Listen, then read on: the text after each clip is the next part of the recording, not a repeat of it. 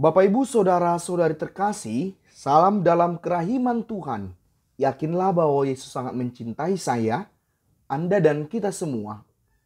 Saya masih mengajak kita untuk mendalami tradisi indah dalam gereja kita, perihal patung. Memang salah satu hal yang membuat kita untuk semakin mendalami ajaran Katolik perihal patung adalah fenomena yang terjadi terkait dengan pernyataan Ustadz Abdul Somad yang kemudian dikonfirmasi oleh Daniel Mananta.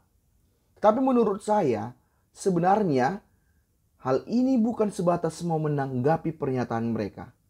Saya pikir kita memang perlu menyajikan banyak hal di YouTube ini, di media sosial, berbagai pendalaman terkait ajaran patung dalam gereja Katolik. Kita menyediakannya dengan harapan bahwa umat kita semakin terbantu memahami makna patung dalam gereja kita. Dan seandainya pun ada yang non-Katolik yang menonton video ini, semoga mereka terbantu agar mereka tidak lagi berprasangka buruk tentang patung Katolik. Dan tentu video ini kita sajikan untuk menghindari agar kedepannya jangan lagi ada umat-umat Katolik yang juga sama seperti Daniel justru menghina ajaran imannya. Prinsipnya adalah lebih baik mencegah daripada mengobati. Dan kali ini saya mau membagikan kepada kita perihal perbandingan antara paham patung menurut Ustadz Abdul Somad dan Daniel dengan paham patung versi Monsinyur Ignatius Kardinal Suharyo, Uskup Agung Jakarta dan sekaligus juga adalah kardinal dari Gereja Indonesia. Saya pikir ini menarik untuk kita lihat agar membantu kita melihat betapa patung sesungguhnya sangat membantu kita. Bukan hanya perihal iman saja, tetapi juga dalam kehidupan bersama.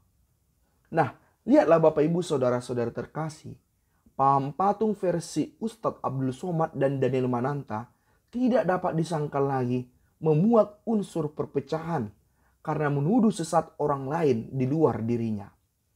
Paham ini yang memberhalakan tradisi agama lain nyatanya sudah membuat negara kita gusar. Lihat saja, setelah video UAS dan juga video Daniel Mananta muncul, ada sekian perdebatan, serangan, dan saling tuduh-menuduh antar anak bangsa. Pada umumnya dari kalangan Kristen muncul respon menanggapi ujaran tuduhan sesat itu dengan menerangkan pemahaman orang Kristen tentang patung yang sebenarnya. Tetapi tak bisa kita juga tutup mata bahwa ada juga pihak-pihak tertentu bukannya sekedar menanggapi dengan bijak, melainkan juga ada unsur menyerang dan bahkan kembali menuduh sesat lawannya. Begitu juga sebaliknya. Akibat pernyataan UAS dan Daniel, kesatuan bangsa kita telah dipertaruhkan. Dan ini sangat berbahaya. Jadi demikianlah paham patung menurut UAS dan Daniel justru memecah belah persatuan bangsa kita.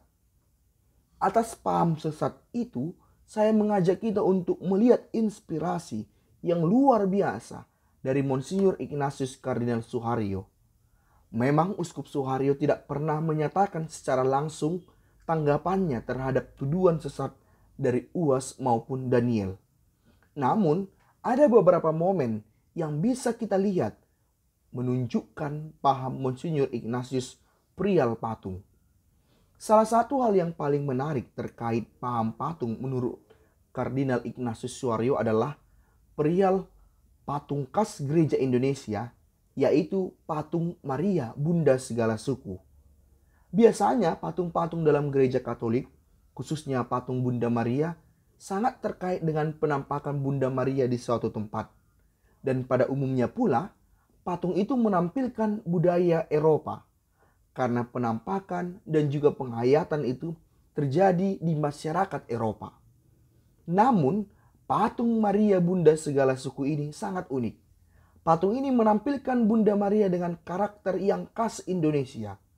Patung ini memang tidak dibuat berdasarkan penampakan Bunda Maria, melainkan berdasarkan refleksi terkait keragaman suku di Indonesia. Awalnya, ide tentang Maria Bunda Segala Suku ini dituangkan dalam bentuk lukisan dan kemudian memenangkan kontes melukis Bunda Maria dalam cita rasa Indonesia pada tahun 2017. Lukisan ini dibuat oleh Robertus Gunawan. Terkait lukisan ini, Kardinal Soeharto menyatakan bahwa tidak ada yang kebetulan, bahwa Maria Bunda segala suku adalah jawaban dan hadir ketika Indonesia berada pada masa sulit. Maksudnya masa sulit kala itu adalah nuansa politisasi agama pada Pilkada DKI Jakarta kala itu. Bunda segala suku ini ada beberapa ciri khusus yang dimilikinya, yakni bendera merah putih, motif lambang Garuda Pancasila di dada Bunda Maria, ada warna emas, mahkota, kerudung, baju kebaya putih, rok panjang warna merah dengan hiasan dari berbagai suku. Di mahkota terdapat peta Indonesia yang di bagian tengahnya dan dikelilingi oleh etnik sebagai ukiran ciri khas Indonesia. Dan terdapat juga rumbai yang menyerupai rumbai yang dipakai ondel-ondel untuk memperkuat keberagaman satu kesatuan yang kuat. Sedangkan kerudung merah putih yang dipakai oleh Bunda Maria menyerupai bendera Indonesia sebagai lambang NKRI. Dan kebaya putih bermotif Garuda Pancasila yang memperkuat arti kebinekaan Tunggal Ika. Sementara rok panjang yang digunakan Bunda Maria berwarna merah merupakan kombinasi antara tenunan Papua, Nusa Tenggara Timur, dan Sulawesi yang merupakan perwakilan dari persatuan negara Indonesia dalam perbedaan.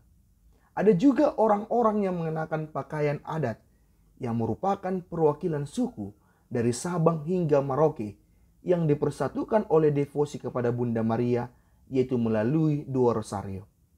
Secara keseluruhan, Maria Bunda segala suku menggambarkan Bunda Maria sebagai penerang yang dapat menyatukan semua perbedaan antar suku bangsa. Patung ini adalah kebanggaan gereja Indonesia. Patung aslinya berada di Katedral Jakarta.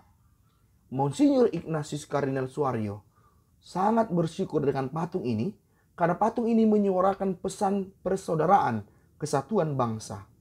Hal ini dapat kita lihat dengan begitu giatnya Kardinal memperkenalkan patung ini. Kardinal terlibat dalam penyebaran duplikat patung ini ke berbagai gereja, termasuk ia pernah menghadiahkan patung ini ke Papua.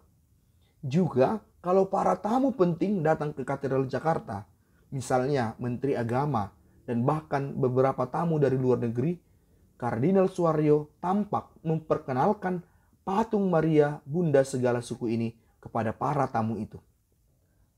Dan baru-baru ini kita dengar juga bahwa Kardinal Soeharto lewat kunjungan para wartawan Katolik Indonesia ke Vatikan menghadiahkan lukisan dan patung Maria Bunda segala suku kepada Paus Fransiskus. Dan hal itu sungguh mengagumkan Paus Fransiskus. Lihatlah Bapak Ibu Saudara-saudari terkasih, patung bagi Monsinyur Ignatius Kardinal Soeharto menjadi sarana beriman sekaligus juga sebagai sarana mempersatukan bangsa, khususnya di tengah situasi saat ini. Berbeda jauh dengan paham patung menurut Uwas dan Daniel, di mana paham patung yang mereka sampaikan justru meretakkan kesatuan bangsa kita. Buah-buah roh yang baik dipancarkan lewat patung ini, yaitu kesatuan bangsa Indonesia. Dengan demikian, masihkah sanggup mengatakan bahwa di balik patung itu ada unclean spirit? Selain patung Bunda Maria segala suku, patung yang juga sangat erat terkait dengan Monsinyur Soeharto adalah patung Yesus Tunawisma di Katedral Jakarta. Patung Yesus Tunawisma ini ditempatkan di Katedral Jakarta untuk menumbuhkan rasa kepedulian umat bagi mereka yang kesusahan. Selain itu juga ada patung Garuda Pancasila di Katedral Jakarta, di mana di depan patung ini Kardinal sering tampak berfoto bersama tamu-tamu penting katedral. Pesannya jelas bahwa patung itu membawa pesan perdamaian, persatuan, dan cinta tanah air.